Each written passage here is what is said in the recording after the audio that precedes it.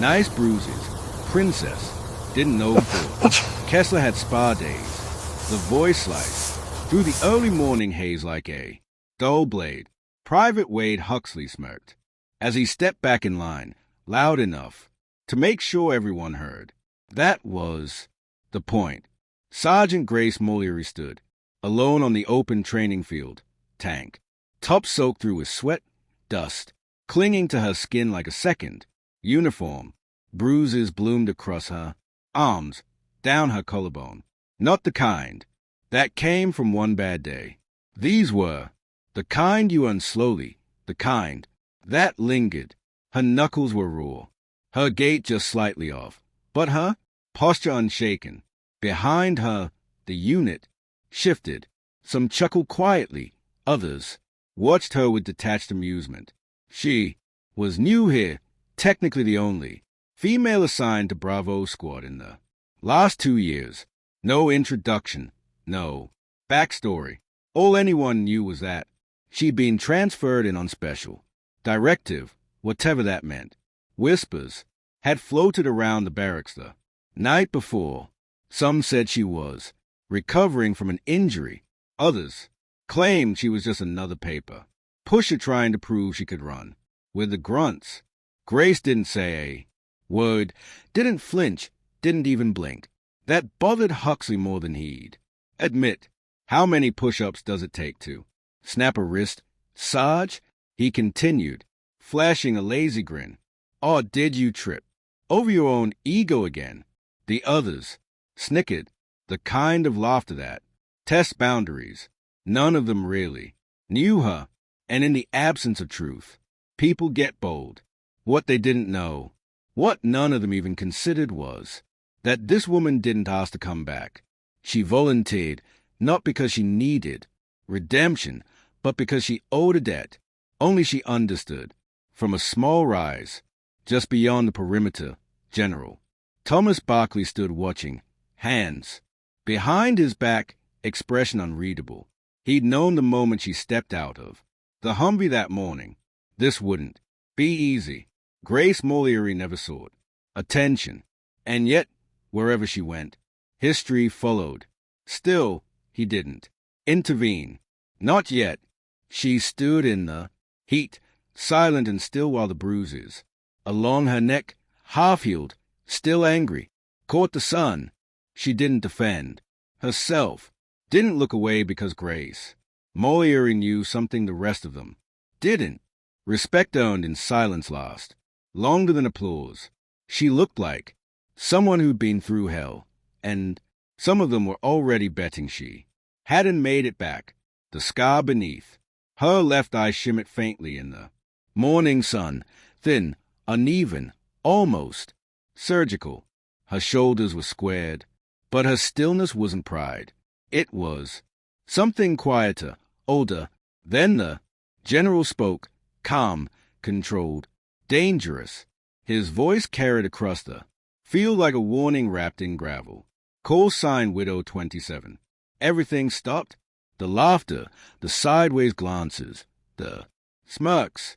Even the wind seemed to hold its breath. Private Huxley blinked, half confused, half annoyed. Widow, what? General Barkley stepped off the rise, his boots meeting the dirt with a slow, measured rhythm, his arms no longer behind his back, now down at his sides, fists gently clenched. You just ran your mouth at Widow 27. Son, the field didn't just go quiet. It tightened, like every man standing had just been roped into something they didn't understand. Somewhere near the back, Private Keller, a kid from Arizona with 5 older brothers in the service, let out a breath he didn't realize he'd been holding. No way, he whispered to himself. That's her. Next to him, another cadet's eyes widened. They'd heard the name in briefings and stories, passed around like ghost tales during night watch. Widow 27 wasn't a soldier. She was a myth, a name whispered when talking about the worst deployment. Night Maze, a woman who went dark on comms for 5 days only to re-emerge, dragging a bleeding squad mate through enemy fire. But that was a legend, an exaggeration. It wasn't this woman. This bruised, silent figure standing in front of them with dust in her hair and blood, still crusted on her collar. Was it? Barkley stopped just a few feet from Huxley, looking him over like a slow, forming storm. You don't need to understand what it means, he said, but you'd better damn well remember it. Behind Grace, one of the older instructors slowly stood at attention, not because protocol demanded it, but because something inside him said he should, and for the first time since she arrived, a shift rippled through the formation, not just silence now, recognition.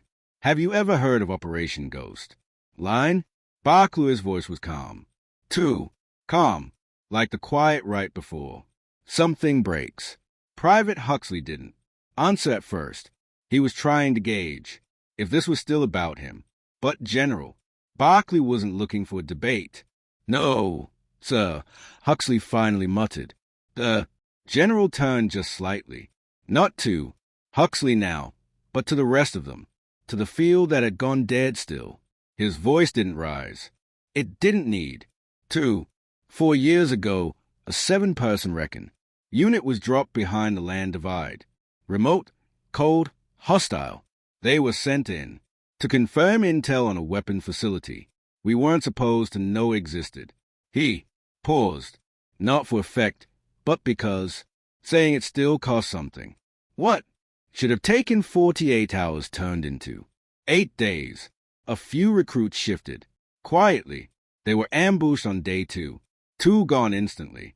1 bled out before sunrise. 1 vanished, never recovered. That left 3. The wind picked up, again gently, but no one moved. 1 had shrapnel embedded so deep in his chest he could barely breathe. Another there, calm specialist, was knocked unconscious. In the blast, he let the silence settle, and the last she was shot through the thigh. 2 fractured ribs. No painkillers, no evac. Just 12 miles of ice and shadow between her and maybe survival. His eyes returned to Grace. She hadn't flinched, not once. She carried the comms guy on her back, dragged the wounded one on a makeshift sled rigged from broken pack straps and a snap rifle barrel. No backup, no air support, just grit. The unit was silent, but Grace, she was somewhere else. Back then, there was no formation, no lines, no Huxley mouthing off, just blood in the snow, just the sound of her own breath getting shorter every hour, and a voice barely alive and behind her. If I pass out, don't stop, just keep walking. She had even when her vision blurred, even when she crawled the last 300 yards with him on her back, because standing had stopped being an option. Now standing under the Wyoming sun, Grace's hands were clenched so tight her nails were digging into her palms. Not out of anger, but because even now, hey, the ghost hadn't let go. Barklow's voice cut through her memory. You think she came back for glory? He asked her, unit, eyes scanning. She came back, because not everyone who walks out of fire leave the fire behind. And for the first time, even the boldest among them looked away, because what they just heard wasn't a war story.